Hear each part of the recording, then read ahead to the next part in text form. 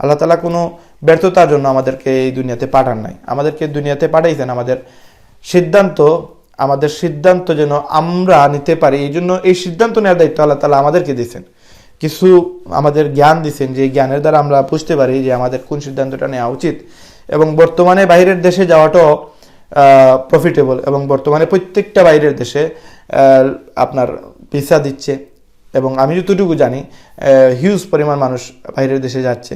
তো আপনি যদি বিদেশেও যেতে চান, অ্যাটলিস্ট আপনি বাইরের দেশে গিয়েও কোনো একটা কাজ তো করা লাগবে। তাই যদি সুযোগ থাকে বাংলাদেশে কোনো একটা কিছু করেন, আপনি যদি একটা ব্যবসা প্রতিষ্ঠানও খুলেন, আপনার কাছে যদি হিউজ পরিমাণ ইনকাম থাকে আর আপনার কাছে হিউজ পরিমাণ যদি কিছু টাকা থাকে, তাহলে আপনার ওই ব্যবসা প্রতিষ্ঠান খোলার কারণে 10-12 জন মানুষের কাজের সুযোগ হয়ে যাবে। মনে করেন এজ এ আপনি, যাকে আমি বলতেছি, মনে করেন আপনি, আপনার কথা দিয়ে আমার কথা বলতেছি, সাপোজ আপনিটা হচ্ছে আমি, এবং আজকে আমি যদি মনে করেন একটা 10 লক্ষ টাকা আমার কাছে ক্যাশ থাকে, আর আমি যদি বন্দর যে কোনো একটা সেন্টারে রাস্তার পাশে যদি আমি একটা দোকান দিই, এখন এই দোকান দিলাম, ধরেন আমি মোবাইলের দোকান দিলাম, মোবাইলের দোকান দিলে আমার এখানে নাম্বার 1 যেটা লাগবে, আমার একজন ছেলে লাগবে যে চাটা আনবে, রুম পরিষ্কার করবে, ঘর পরিষ্কার করবে, দেখাশোনা করবে, শাটার খুলবে, শাটার লাগাবে। তার মানে দায়িত্বের জন্য একটা ছেলে প্রয়োজন, এবং ওই ছেলেটার জন্য সে যদি বেকার থেকে থাকে, একটা ছেলে আমার দোকানে আসলে কিন্তু একটা পার্মানেন্ট জবের সুযোগ হয়ে যাচ্ছে, এবং প্রতিদিন 100 টাকা পাবে, মাসে 3-4 হাজার টাকা পাবে, ওভারঅল এক্সট্রা ইনকামের সুযোগ থাকবে। তার মানে একটা ছেলের ইনকামের ব্যবস্থা হয়ে গেল। তারপরে আমার এখানে যদি সেলের জন্য আমি যদি 2টা ছেলে নিয়ে আসি, ভিভো থেকে অপ্পো থেকে 2টা ছেলে নিয়ে আসলাম, এই 2টা ছেলের বেতন থাকবে 10,000 করে, এক্সট্রা ইনকাম থাকবে, সেলের উপরে ইনকাম থাকবে, সেটা কোম্পানি বেয়ার করবে, আমার 1 টাকাও দেওয়া লাগবে না। তো এইখানে আরো 2টা ছেলের কিন্তু ইনকামের সুযোগ হয়ে যাচ্ছে। তারপরে আমি আরো একজন মানুষ নিতে পারি আমার এখানে পার্টনার হিসাবে, আরো একজন নিতে পারি আমি এখানে সফটওয়্যার ইঞ্জিনিয়ার হিসাবে, আরেকজন নিতে পারি আমি এখানে হার্ডওয়্যার ইঞ্জিনিয়ার হিসাবে। তার মানে ওভারঅল আমি 5 থেকে 7 জন মানুষকে আমি কাজের সুযোগ দিতে পারবো।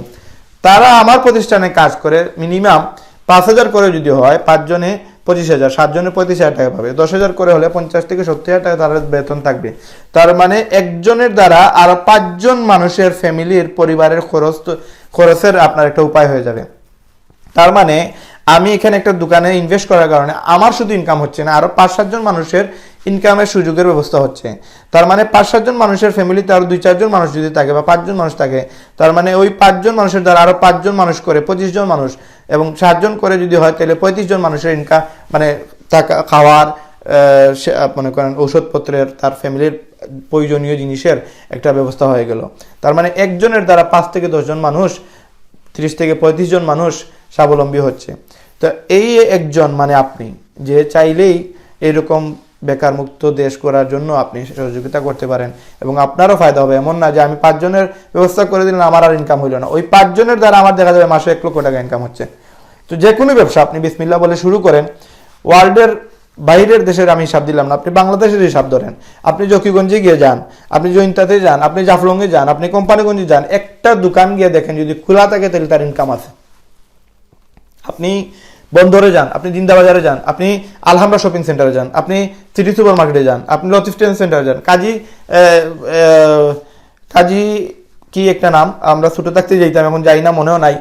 এইরকম যত মার্কেট আছে, শ্যামলী, তারপরে হচ্ছে আপনার সুক্রিয়া মার্কেট, হ্যাঁ, মধুবন, হাসান মার্কেট, এরপরে হচ্ছে আপনার এখানে নয়াফরের এখানে তো কয়েকশো আপনার দোকান হয়ে গেল। এখানে এক সাইডে প্রচুর দোকান, যেগুলো আগে অস্তিত্বই ছিল না। আমাদের করিমুল্লাহ মার্কেটও আগে অস্তিত্ব ছিল না। আজকে করিমুল্লাহ মার্কেটের কারণে প্রায় 7-6 তলা বিল্ডিংয়ে আপনার প্রায় 550 দোকান, এক একটা দোকানে 10 জন করে হলে প্রায় 5,500 মানুষের এখানে সুযোগ আছে। আরো বেশি মানুষ আছে আমাদের মার্কেটে, কত শো মানুষ আমাদের এখানে জীবিকা নির্ধারণ করতেছে। তার মানে ব্যবসা প্রতিষ্ঠান হওয়ার কারণে মানুষের কাজের সুযোগ বাড়তেছে, মানুষ ইনকাম করতেছে। মানুষ একটা দোকানও পাওয়া যাবে না যেখানে মানুষ ইনকাম করে না, প্রত্যেকটা দোকানে 1 টাকা হলেও ইনকাম হয়। তাহলে আপনি কেন সিদ্ধান্ত নিতেছেন না যে না আপনি আসলে পারবেন না, আপনার দ্বারা বাংলাদেশ হবে না? আপনি গিয়ে রাস্তার পাশে দেখেন, যারা রাত্রে পুলিশ আসলে বা দিনে পুলিশ আসলে তারা দৌড় দিয়ে বাগা লাগে, মানে তারা পুলিশ দেখলে রাস্তা ছাড়া লাগে, তারা দোকান, মনে করেন তাদের দোকানের যত মালামাল আছে সেগুলা নিয়ে তারা দৌড়া লাগে। এরকম কিছু প্রোডাক্টের ব্যবসা অনেকেই করে, যেমন ধরেন ঠেলার উপরে পেয়ারা বিক্রি করে, ফল বিক্রি করে, শাকসবজি বিক্রি করে, কলা বিক্রি করে, জুস বিক্রি করে। এরকম শত শত লোক আছে বন্দর, জিন্দাবাজার, চৌহাট্টাতে মানুষ পাবেন বাদাম বিক্রি করতেছে, তাদেরও তো সেল হচ্ছে, তারাও তো চলতেছে, তাদেরও তো ইনকাম হচ্ছে। আল্লাহ তাআলা যদি তাদের ইনকামের ফয়সালা করতে পারেন, আপনার থেকে তো তাদের অবস্থান অনেক নিম্নে, আমার থেকে তো তাদের অবস্থান কত গুণ বলবো, আপনার তো বলে লাভ নাই, মানে কত নিম্নে তারা, তারপর তাদের ইনকামের ব্যবস্থা হচ্ছে, আমার কি ইনকামের ব্যবস্থা হবে না? আমি কি এই সুযোগ পাবো না? আমি কি আল্লাহ তাআলার ওই কাতারে পড়ি না? আল্লাহ তাআলাকে আমাকে ওই রহমতের দেশে তাকাবে না যে আমার বাংলাদেশে আমার ইনকাম হবে না? চাইলেই সম্ভব, প্রত্যেকটা ব্যবসা থেকে আয় করা সম্ভব, কিন্তু আমরা বিশ্বাস করতে পারি না এবং আমাদের বিশ্বাসের অভাবের কারণে আমরা কোনো কিছুই সিদ্ধান্ত নেই না, আর সিদ্ধান্তহীনতার কারণে আজকে আমাদের এই অবস্থা। আজকে দেখা যায় যে একটা পরিবারে একজন লোক ইনকাম করে 10 জন বসে খায়, একজন ইনকাম করে আপনার 15 জন 20 জন মানুষ বসে খায়। এটা প্রত্যেকটা ফ্যামিলিতে দেখা যায়, 2-4 জন মানুষ কাজ করতেছে, 15-20 জন মানুষ বেকার। তো ওই বেকার কেন থাকবে? কাজ করা শুরু করেন। আমি দেখতেছি মাঝে মাঝে আমি টিলাগড় পয়েন্টে যাই, তো দেখি নতুন এক ডিমওয়ালা আসে, নতুন নতুন ডিম নিয়ে আসে, হাঁসের ডিম নিয়ে আসে, মুরগির ডিম নিয়ে আসে।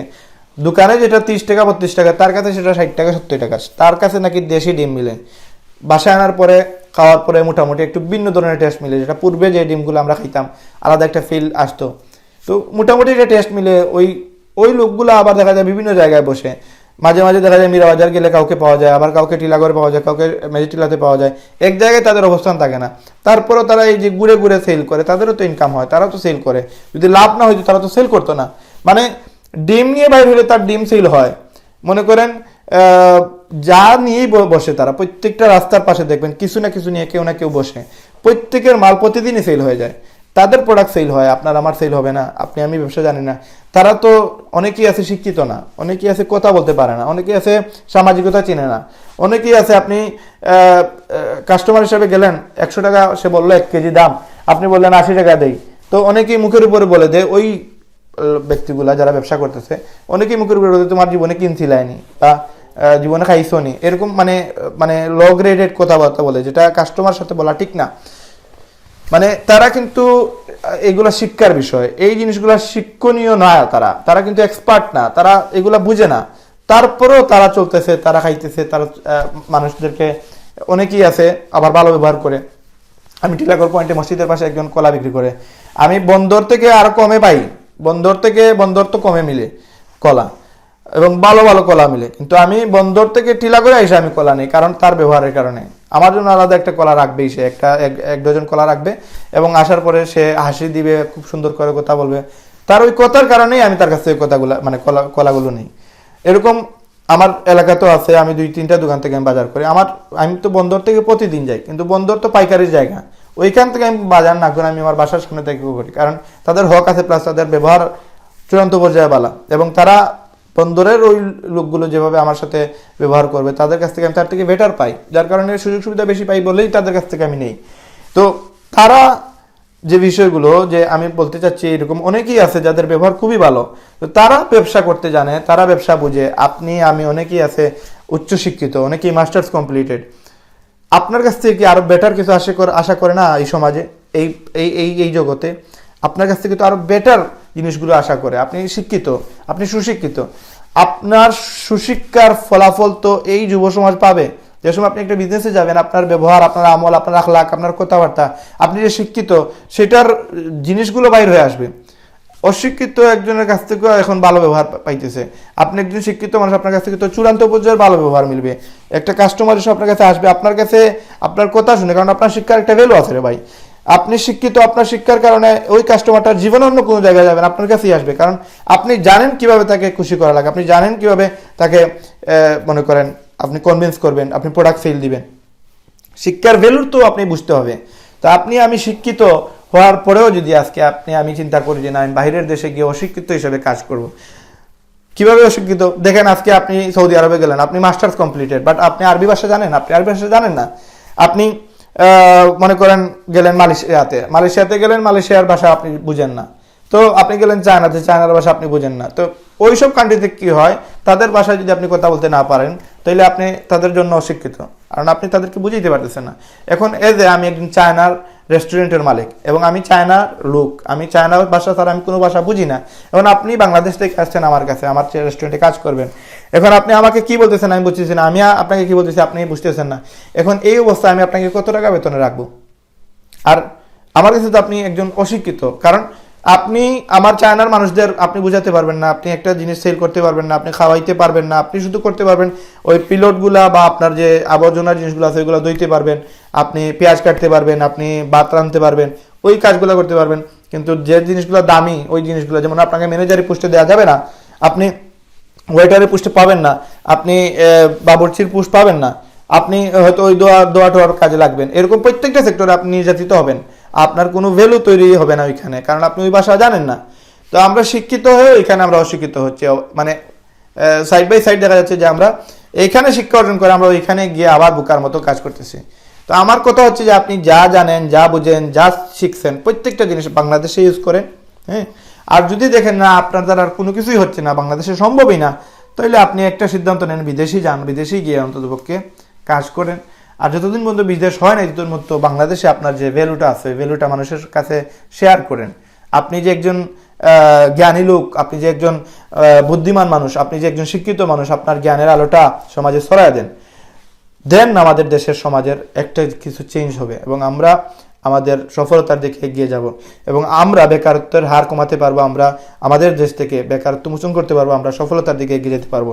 এবং আমরা কাউকে দোষাদোষি করে লাভ নাই, আমরা আমাদেরকে দোষাদোষি করি এবং আমরা আমাদের পরিবর্তন করি। আমরা যদি সফল হতে চাই তাহলে আমাদেরকে আগে পরিবর্তন হতে হবে। আমি যদি ঠিক হয়ে যাই তাহলে আমাদের সমাজটাও ঠিক হয়ে যাবে, আর আমার সমাজ ঠিক হয়ে গেলে আমাদের এলাকা, আমাদের ইউনিয়ন, আমাদের জেলা, আমাদের বিভাগ, আমাদের দেশ অটোমেটিকলি ঠিক হয়ে যাবে।